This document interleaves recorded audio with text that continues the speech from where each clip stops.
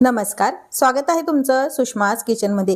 खमंग चकली होण्यासाठी खमंग चकली मसाला पण हवाच। त्यासाठी आपण आज घरच्या घरी चकली मसाला तयार करणार आहोत। कोणतेही पीठ तुम्ही वापरलं 1 किलोच्या प्रमाणात तर हे चकली मसाला त्याला पुरे होतो। त्या प्रमाणातच आपण हा चकली मसाला तयार करणार आहोत। तुम्ही भाजणीची चकली करा, ज्वारीची करा, मैद्याची किंवा मग मूग डाळीची कोणतीही चकली बनवाल तर ह्यात मसाला वापरून स्वादिष्टच होणार। रेसिपी शेवटपर्यंत बघा, रेसिपीला लाईक करा, चॅनलला सबस्क्राइब करा। आता आपण चकली मसाला बनवायला सुरुवात करूया। सर्वांना दिवाळीच्या खूप खूप शुभेच्छा। दिवाळीच्या चकली बनवण्यासाठी खास आपण 1 किलो चकलीची भाजणी असो किंवा मग कोणतेही 1 किलो चकली बनवायची असेल तुम्हाला, म्हणजे ज्वारी चकली बनवा किंवा बिना भाजणीची चकली बनवा, त्यासाठी हा मसाला आहे।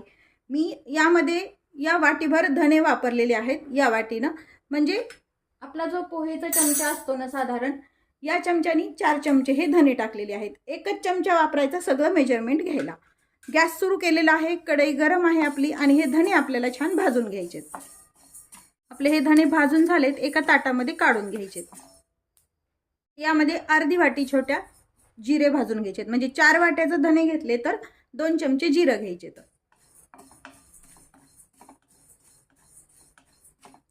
जिरे थोडेसे गरम झाल्यानंतर यामध्ये 1 चमचा बडीशेप टाकून घ्यायची आहे।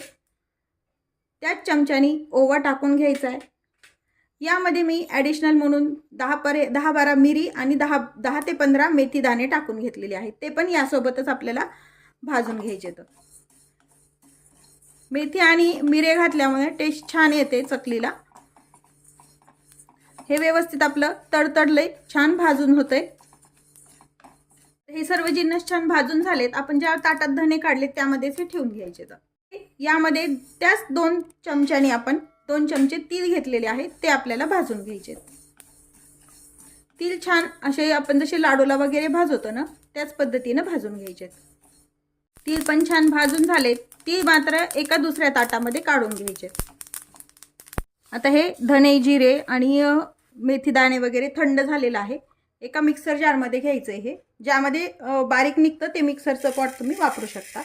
यामध्ये जो आपण चमचा हे मेजरमेंट घ्यायला धने वगैरे वापरलाय त्याच अर्ध्या चमच्यानी हळद टाकून घ्यायची। गरजेनुसार तिखट वापरायचे। साधारण मी 3 चमचे हे तिखट वापरते। काश्मीरी मिरचीचं हे तिखट आहे, म्हणजे यामुळे चकलीला कलर पण छान येतो। याच चमच्यानी अर्धा चमचा हिंग टाकून घ्यायचा आहे। अर्धा चमचा मीठ टाकून घ्यायचं। मीठ एखाद्या वेळेस पिठामध्ये तुम्ही एक्स्ट्राचं पण वापरू शकता, म्हणून त्यामुळे मसाल्यामध्ये थोडंसंच मीठ टाकून घ्यायचं आणि हे मिक्सरवरती आपल्याला फिरवून घ्यायचं। चकली मसाला आपण मिक्सरवरती काढून घेतलेला आहे। पाहू शकता अगदी छान मार्केटसारखा जसा चकली मसाला असतो ना, त्याच पद्धतीने याला कलर आलेला आहे।